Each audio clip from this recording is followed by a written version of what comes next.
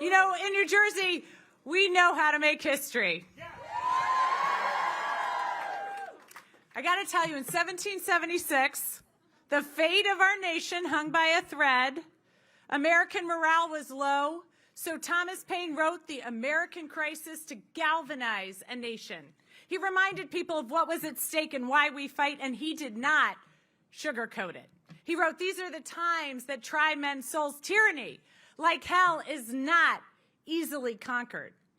And as always, New Jersey rose to the challenge.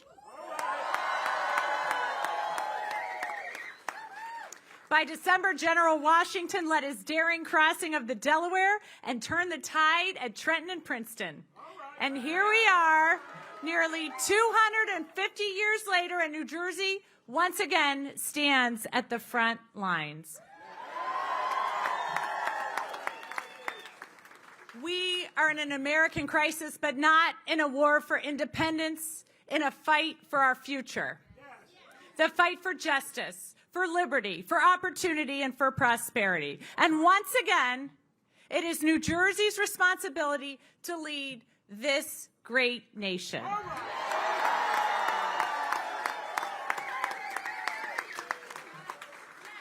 So, New Jersey, are you ready? I am too. The reason we were so successful tonight is because of all of you. I have spoken to thousands of New Jerseyans, and I've heard your stories. You told me about your hopes and your fears, your dreams and your challenges, and you told me what keeps you up at night. And here's what came through loud and clear. We love this state. I mean, we really love this state. Guys, I could write a book on the odes to people's favorite shore towns and diners. And it's because of that love that the thought of not being able to raise your kids here or stay to see your grandchildren grow is simply unacceptable. So you know what? In the Navy, we had a saying, ship, shipmate, self. The mission was never about a single person. And I will tell you what I've learned. There are two kinds of people in this world. Those who think that the only way to get ahead is to put themselves first, and those who understand that when we all do better, we all do better.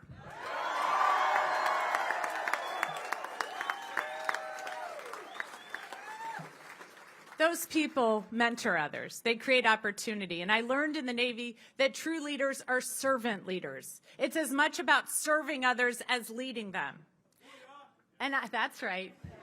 And I have always been honored to serve this country and serve this state. So I want to thank everyone supporting me so that I can continue to do just that. Here's what I love about New Jersey. I love that you can hike our mountains in the morning and hang out down the shore in the afternoon.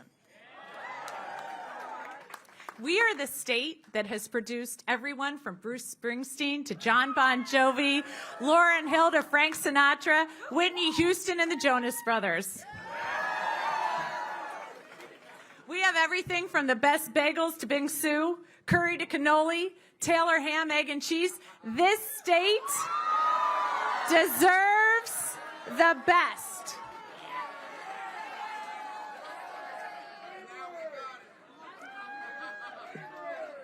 A state like this is not going to be led by a Trump lackey like Jack Ciattarelli.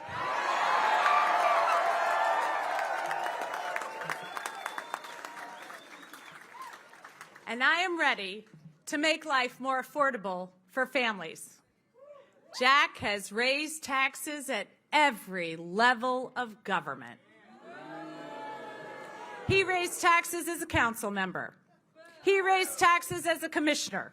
And you guessed it, your taxes went up when he was an assembly member. I am going to protect your kids online and create a better future for them. Jack sold our kids out to powerful pharma companies peddling opioids. I fought for Superstorm Sandy relief and helped bring home millions for hard-hit New Jersey families. Jack voted against relief for Sandy victims 3 times, screwing thousands of homeowners at one of the worst moments of their lives. So listen, I'm going to protect our rights, including the right to an abortion.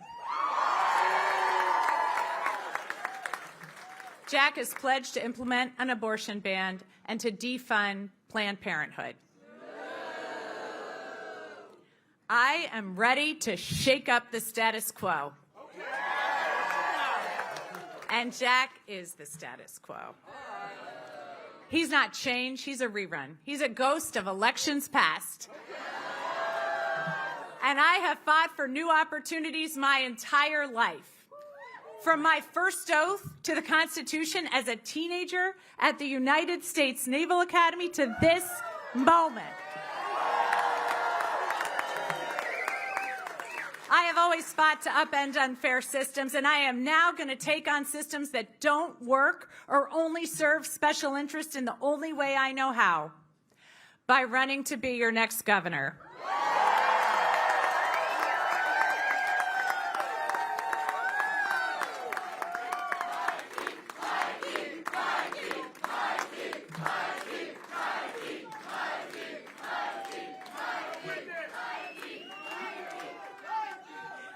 This country is too beautiful to be beholden to the cruelty and self-interest that Jack and Trump are trying to hoist on her. So why do we stand here in New Jersey with the weight of the nation on our shoulders, with every eye in the country looking to us to lead? I think it's because we have a certain reputation. We may have a chip on our shoulder. We built a nation, and people say the scars we have are ugly. We fund this nation, and yet Trump and MAGA Republicans in D.C. want to raise your taxes and take away your health care and education dollars. The president comes here nonstop to his golf course, and he calls our state a horror show. But come November, we're sending a shot across the bow. We are sending a message because it's usually the people who have something to prove that work the hardest. Hey, New Jersey, I've got something to prove.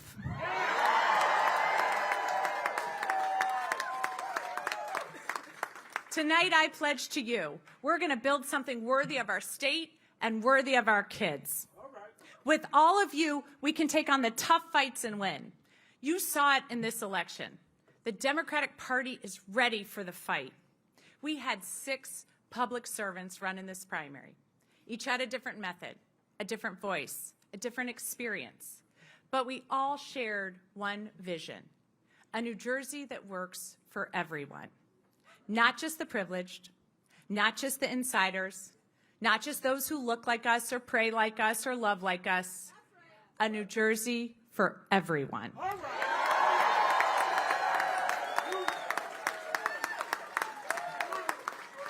Opportunity, affordability, community, that's what we're all fighting for. Tonight, after multiple debates, countless meet and greets, hundreds of thousands of votes cast, I know we are stronger. We have a clearer vision, and we are going to deliver for New Jersey.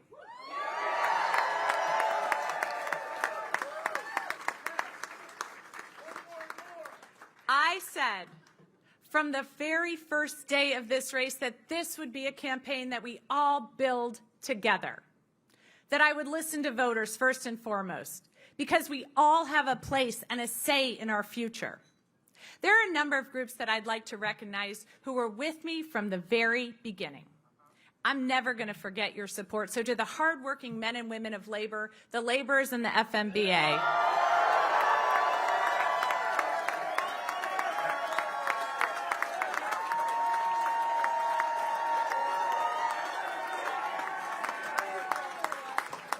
the grassroots groups, including the League of Conservation Voters, Chatham Moms for Change, MACTA, Emily's List, and Door to Door Democracy.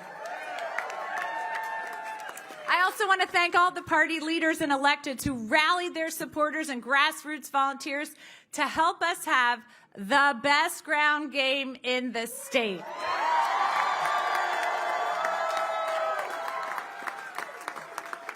And I'd like to thank my team. To those who've been with me since 2017, and to those who joined our crew this cycle, your tireless work and commitment to New Jersey are unmatched. I am so proud of the team we've built, and I can't wait to see what you all do in the future.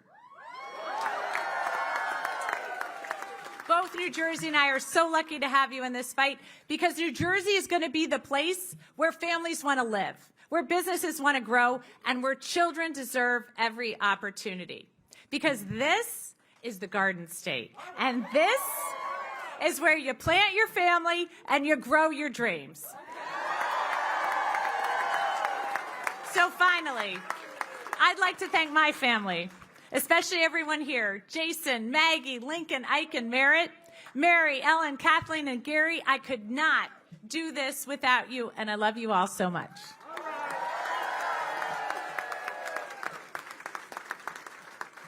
So let me close with this. If Jack Ciattarelli is the ghost of elections past, then tonight we write the future. Because the future is built on hard work and hope. And here in New Jersey, we're known for our grit, for our tenacity, maybe a little bit for how loud we are. But it's going to take a strong voice to cut through the noise from Washington and deliver for the people. So I stand here tonight doing just that. And as a mom of 4 teenagers, you guys know I am not going to put up with the incompetent, whiny nonsense coming from aggrieved MAGA Republicans.